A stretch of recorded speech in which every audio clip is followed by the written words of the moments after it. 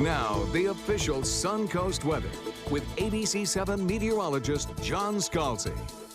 Current air temperature coming in at a cooler 73 degrees. That in part because we started the morning off a little bit cooler because of a northeast wind drawing down some slightly cooler air, but also the cloud cover just knocking out the sun today.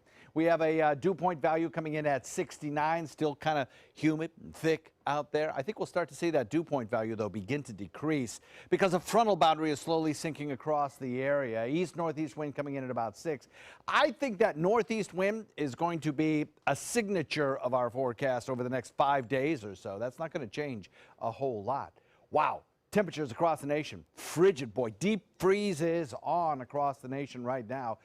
29 degrees in Cleveland, 25 Chicago O'Hare, Billings freezing, Denver just a little above, Albuquerque below, 28 degrees Kansas City, 44 in New Orleans, and we are the hottest spot in the country, coming in at 73 degrees in Tampa, 82 in Fort Myers. By the way, yesterday, Fort Myers was the hottest location in the United States.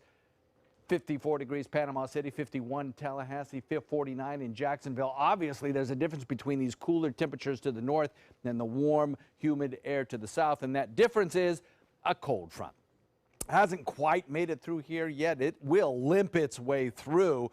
Won't lower our temperatures a whole lot, but I think tomorrow's highs will probably be somewhere in the 74, 75 degree region. We've got 74 Wauchula.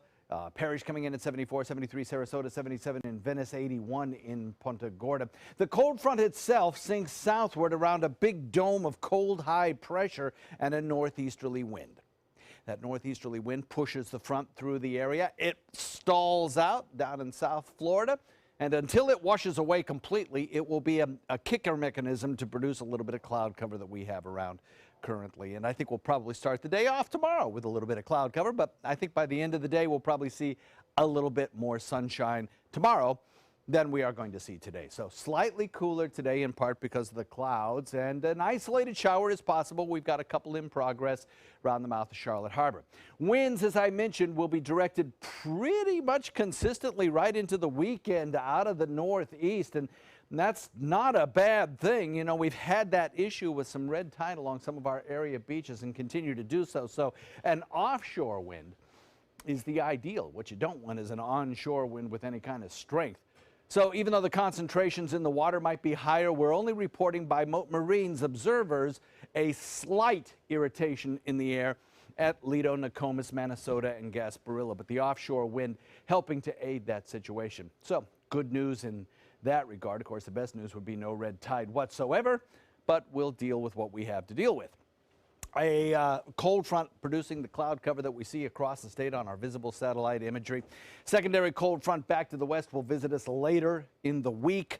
We have right now across the state most of the showery activity out in the Atlantic waters, but we have a few popping up from time to time across our region, and that's about all we'll see today, about a 10% chance of that. For boaters, winds will escalate a little due to that front sinking south, coming in northeast at about 15, subsiding a bit during the overnight, but still, it's enough to give you a moderate chop on your bay and inland waters. Forecast for the week ahead, not bad. The front comes through, the winds out of the northeast, drop our temperatures a few degrees, more sunshine as drier air filters in. And then for the weekend, for Hanukkah and Christmas, we'll be up near the 80-degree mark.